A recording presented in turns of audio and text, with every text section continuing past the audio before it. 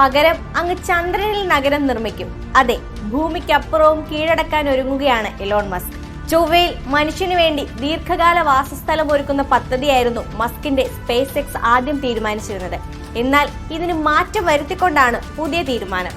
10 വർഷത്തിനുള്ളിൽ നിർമ്മാണം പൂർത്തിയാക്കാനാണ് കമ്പനിയുടെ ശ്രമം.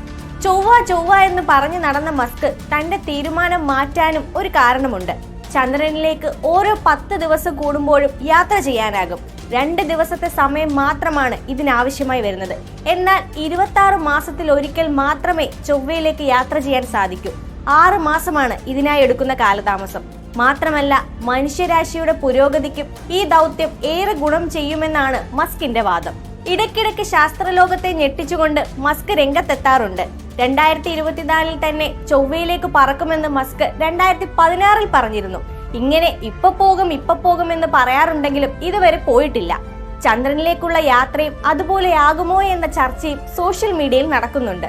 കാര്യങ്ങൾ ഇങ്ങനെയൊക്കെ ആണെങ്കിലും ചൊവ്വ ദൗത്യത്തിൽ നിന്ന് പിന്മാറിയിട്ടില്ലെന്നും ചന്ദ്രനിലെ വാസസ്ഥലങ്ങളുടെ നിർമ്മാണം പുരോഗമിച്ച് 7 വർഷത്തിനുള്ളിൽ ചൊവ്വയിലെ പണികൾ ആരംഭിക്കുമെന്നുമാണ് മസ്ക് പറയുന്നത്.